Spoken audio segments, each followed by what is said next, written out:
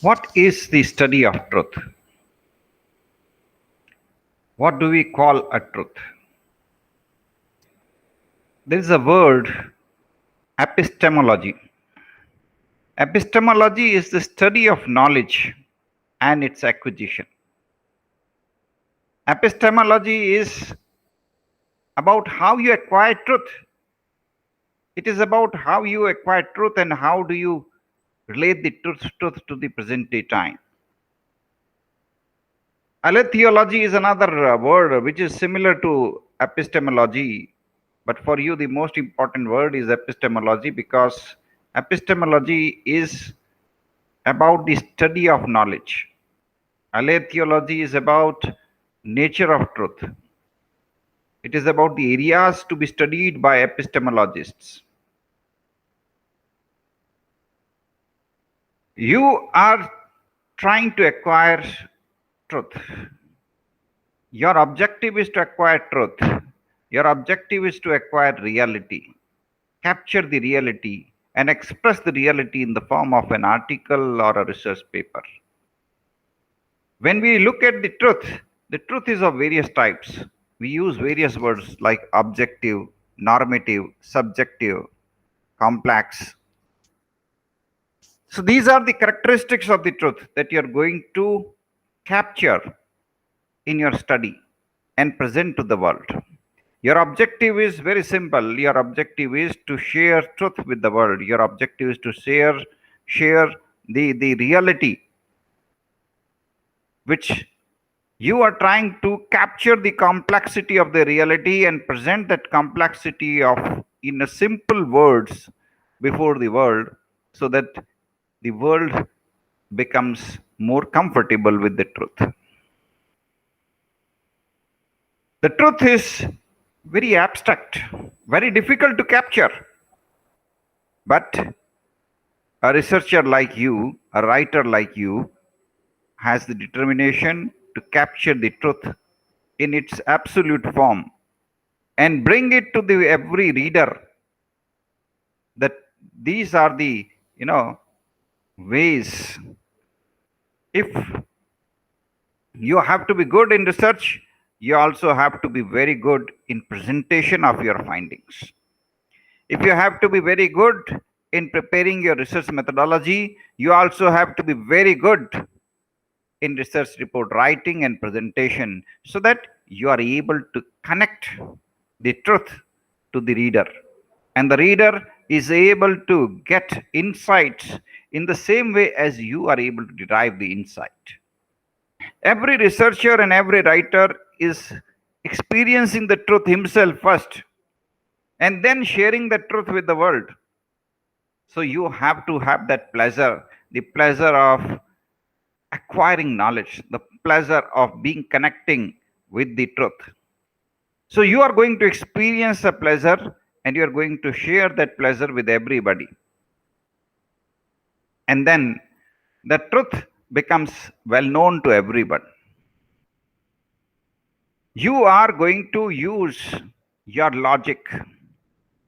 You are going to use analysis. You are going to use synthesis. You are going to use phenomenology.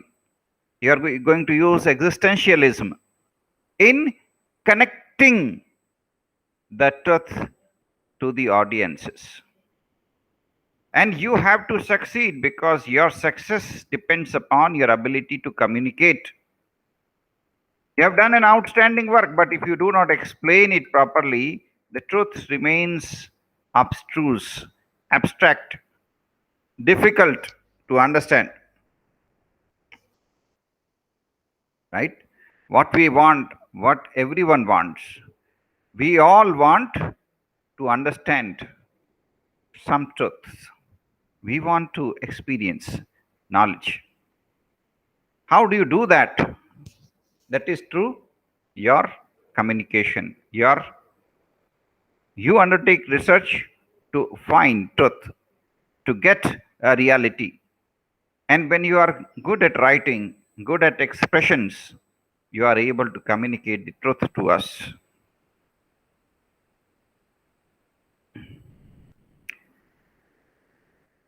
We have two types of reasoning. inductive reasoning and deductive reasoning.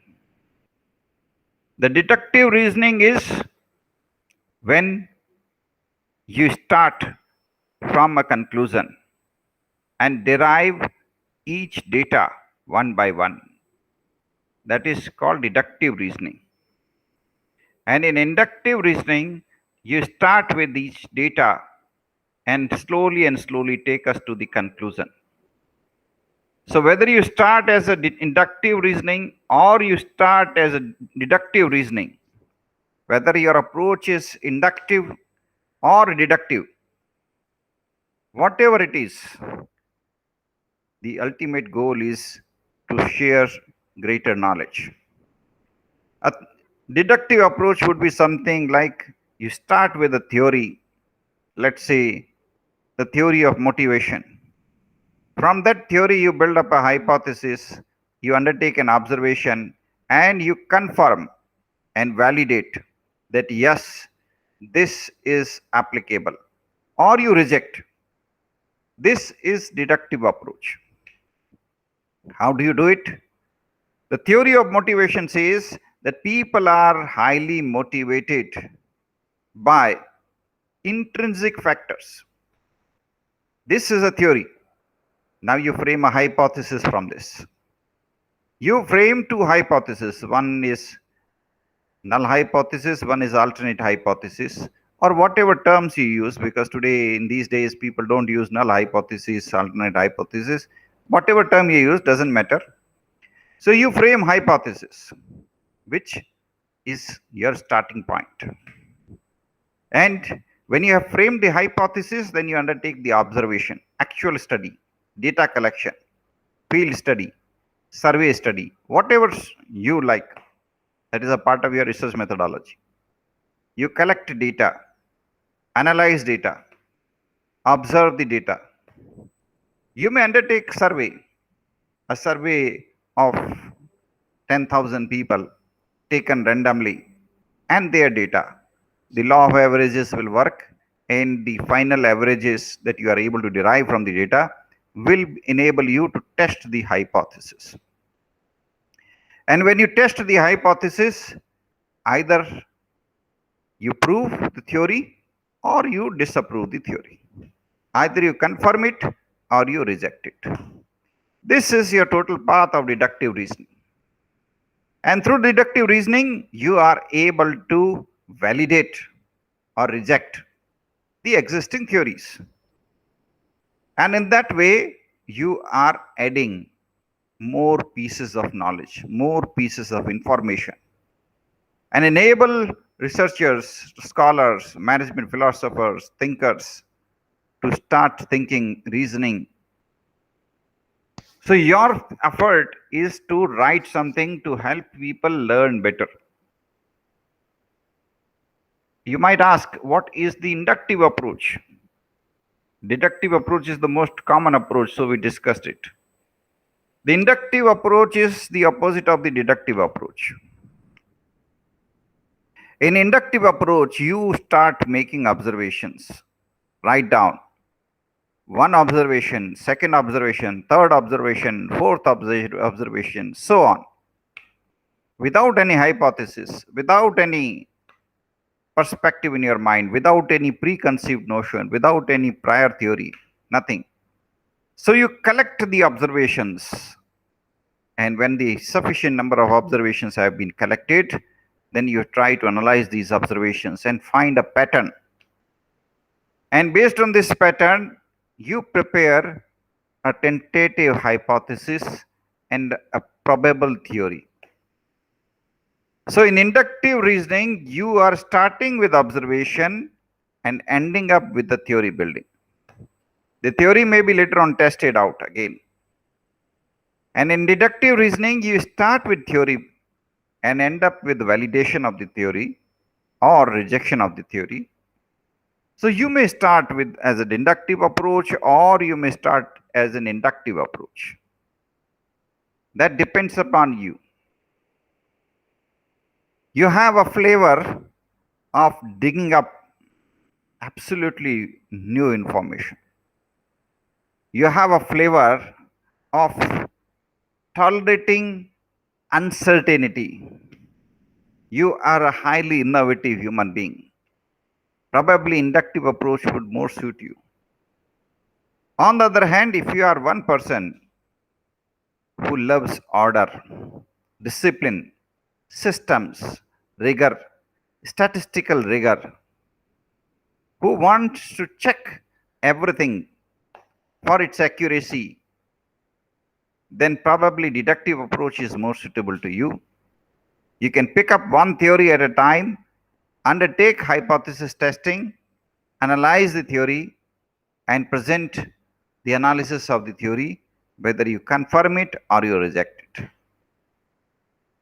So, through your research, the world is able to experience the truth. You are helping the world in understanding the truth better. You are helping the world in understanding the reality better. Your approach is helping. We must respect every researcher who is able to bring truth to the world. You acquire truth and you share to the world, and you help the world in understanding it better. You are epistemologists trying to acquire knowledge.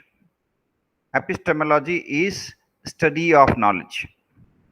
Epistemologists try to collect knowledge and present it to the world.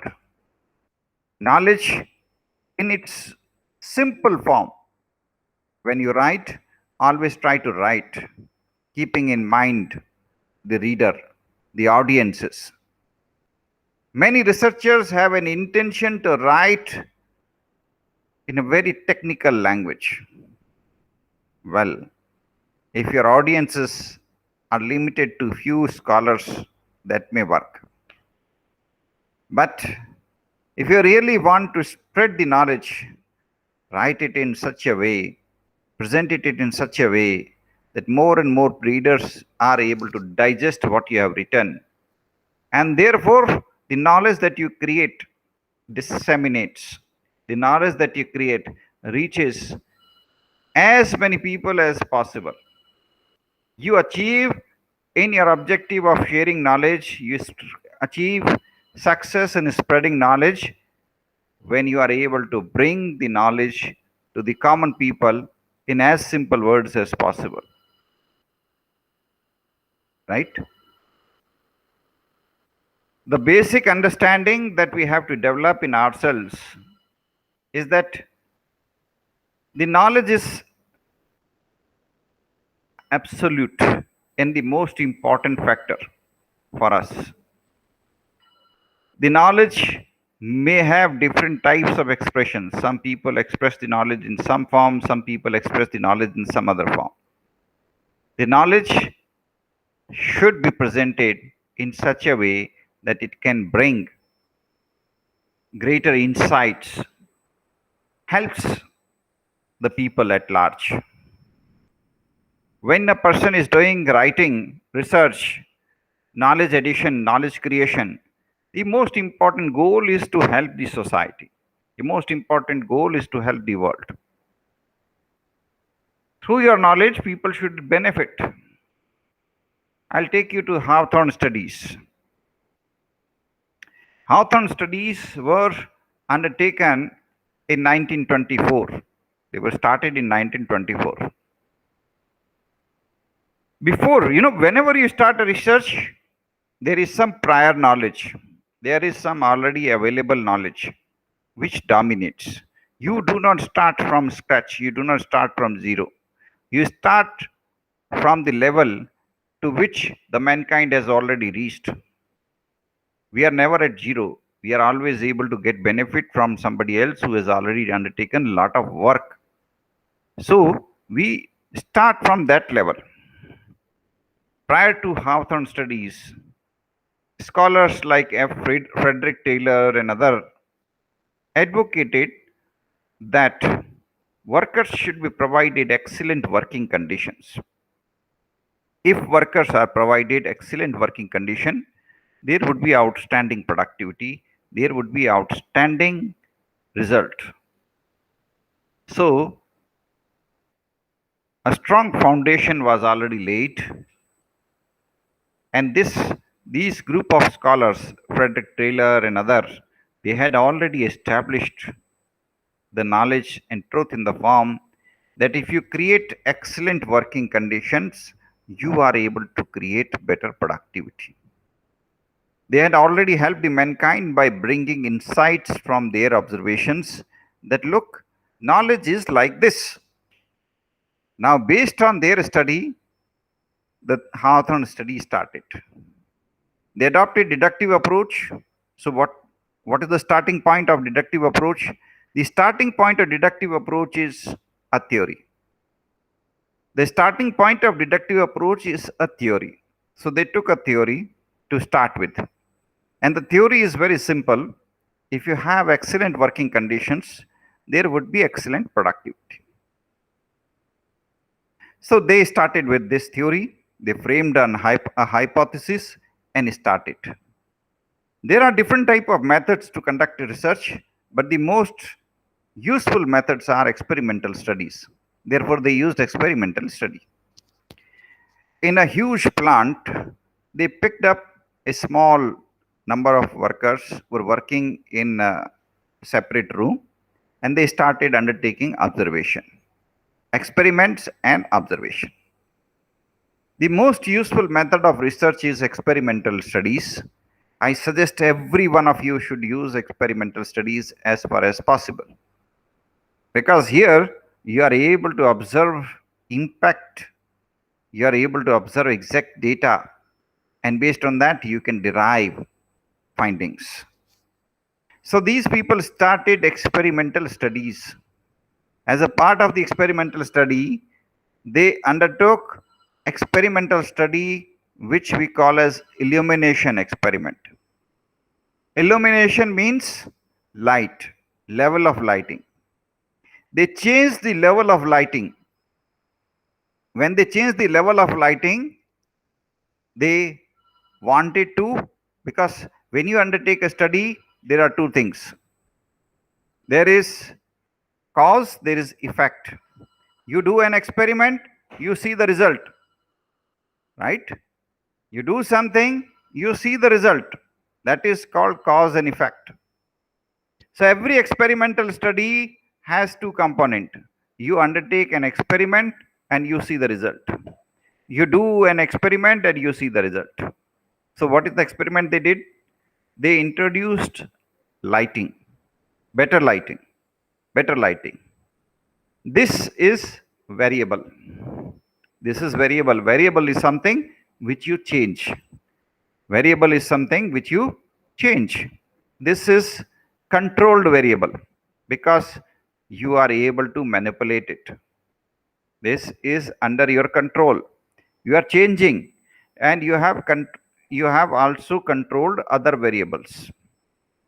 This is experimental variable. You are going to manipulate upon it. The outcome, which is dependent variable, is in form of productivity. You do something and the impact is visible. So what do you expect? They change the level of lighting. When they change the level of lighting, what is the impact? The impact is in the form of productivity. The productivity is increasing. Productivity of every worker is increasing. They keep on increasing the level of lighting, and as they keep on increasing the level of lighting, the productivity is also increasing. They have tried to control all other variables. All other variables are under control. All other variables means the mood of the workers. They have not disturbed any worker. They have tried to keep the climate of the room as previous climate. They have tried to keep the temperature as the previous temperature. They have tried to control all other variables. And their experimental variable was lighting, level of lighting. They tried to increase the level of lighting, and they wanted to see the impact of lighting on productivity, because that's what the theory was. So as they increase the level of lighting, They observed the dependent variable, and the dependent variable was productivity of the worker. And they found that the productivity of the worker is increasing. A good researcher has to be very objective. The researcher should not get emotionally involved. The researcher should try to observe, have an objective perspective. So the researcher wrote down, yes, increase in lighting, increase in illumination, resulting into increase in productivity. There is a direct causal relationship, correlation, direct positive correlation. This is an outstanding work, but a research must also check thesis and antithesis. A researcher must check from different perspective. You have seen from one perspective. Until you see from another perspective, the research is incomplete. So what is the other perspective? The other perspective is you reduce the lighting, you have increased the lighting, and you have seen the finding. The productivity is increasing. Now, you should now increase and you should now decrease the lighting and check the productivity again. Then only the research will be complete. So in the second phase, what they did was they tried to reduce the level of lighting. But as they reduced the level of lighting in the room, the productivity continued to increase. They reduced the level of lighting, the productivity increased. They brought down the level of lighting to bare minimum, but the productivity kept on increasing. It was baffling. It was confusing. They started with the theory. They started with the hypothesis. They wanted to test the hypothesis. They wanted to check the hypothesis. They wanted to prove the hypothesis. They wanted to prove, approve, disapprove, reject, accept, do something with the hypothesis. But nothing was possible here. Because during the first phase of their research, they were able to see that as the level of lighting was increasing, productivity was increasing. But during second phase, what they did, they reduced the lighting. When they reduced the level of lighting, the productivity kept on increasing. Now, the theory that they started is no longer proved here. The theory they started with is no longer proved here. Is it something good or bad? If that theory is not working, there should be some new theory. The task of the researcher is to develop a new theory here. And ultimately, they were able to develop insights which led to development of new theory. But new theory cannot be established based on this study alone. Therefore, they had to do other 3 experimental studies more. Their research continued. They conducted 3 more comprehensive studies. And through these prolonged studies, they were able to validate and they were able to present to the world a new theory. A development of a new theory. Every research that leads to development of new theory must be welcomed. A theory that helps the world to understand reality better. What is a theory? Theory tries to explain something, tries to explain a phenomena. A theory tries to explain a phenomena. But as we have already discussed, the world is very complex.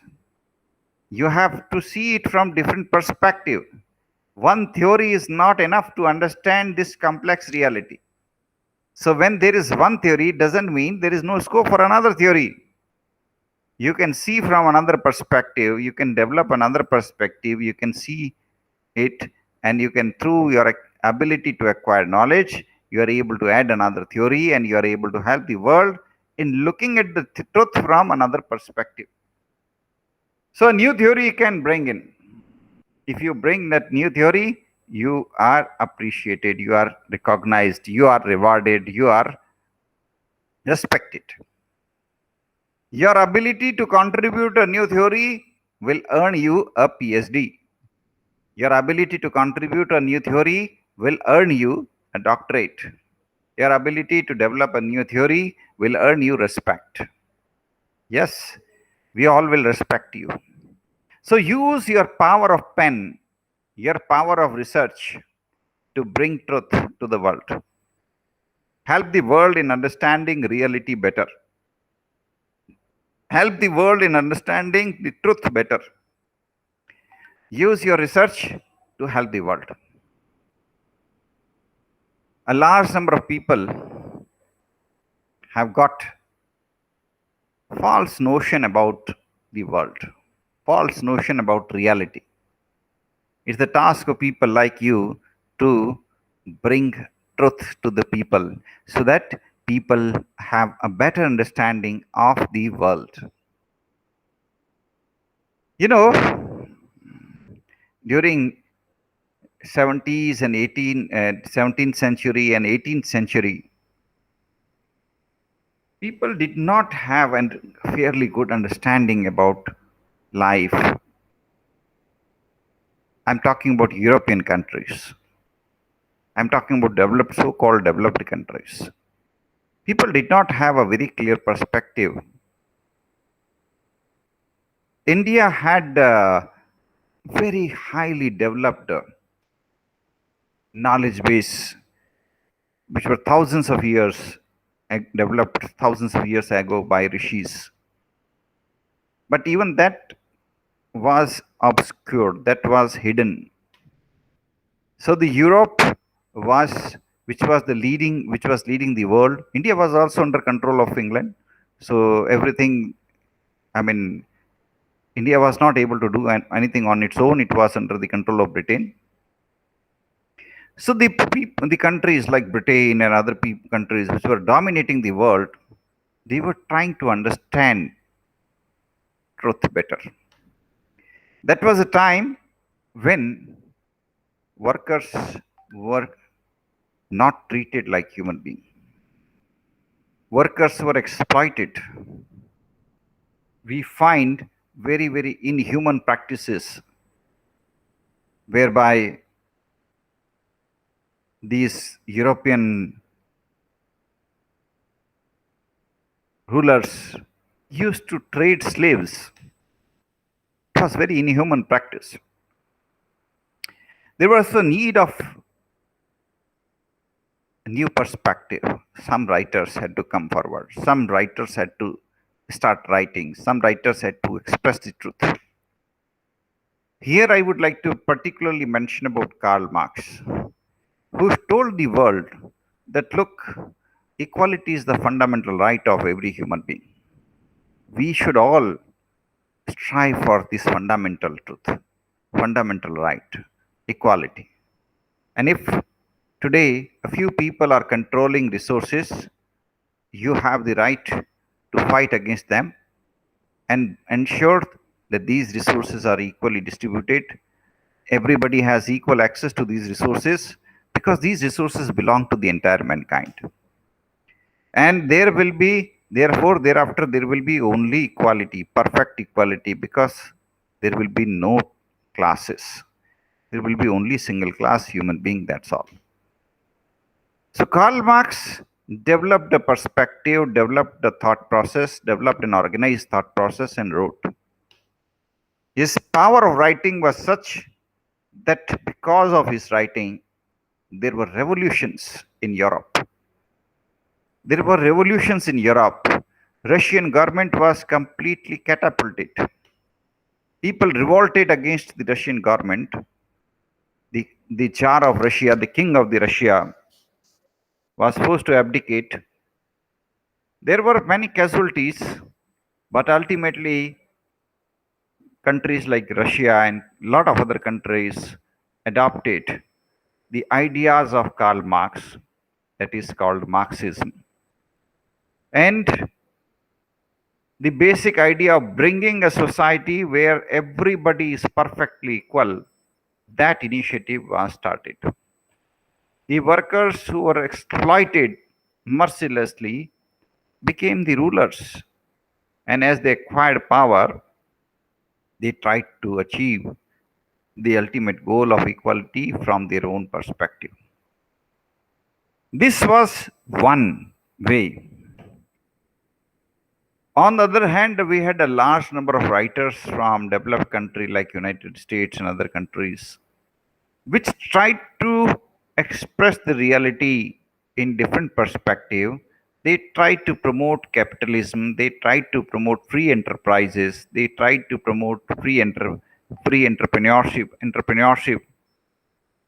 So they had another perspective, and they were also very successful in bringing truth and sharing the truth to the world and encouraging people to focus on freedom, innovation, initiative. So you have seen one reality expressed in different perspective by different people in different thought processes in different writing style and influencing the world. You should also become influencer. Your goal should be to become an influencer. Your goal should be to become a change maker. Your goal should be to bring truth to the world. Your goal should be to bring better understanding about our reality, our surrounding, our world. You should use the power of your pen to bring transformation in this world. You should use the power of your pen to analyze and change the way we observe the world, to change the world that we are able to observe. We are not happy with what is happening in this world. Many things are just against what should be done. Many things are just not acceptable.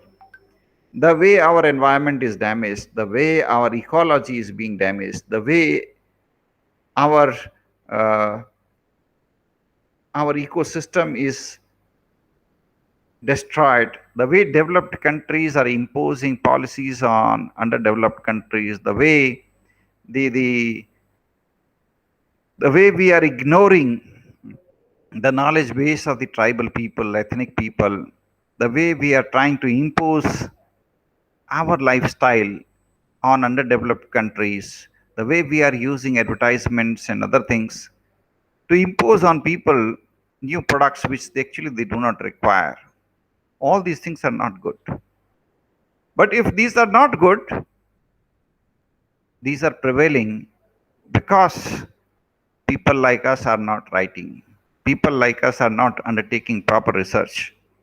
People like us are not expressing in clear terms. So pick up your pen, undertake research, present to the world this is fair, this is not fair. And if you will start writing, the world will change. What for you are waiting for? Your pen has the power to bring change in this world.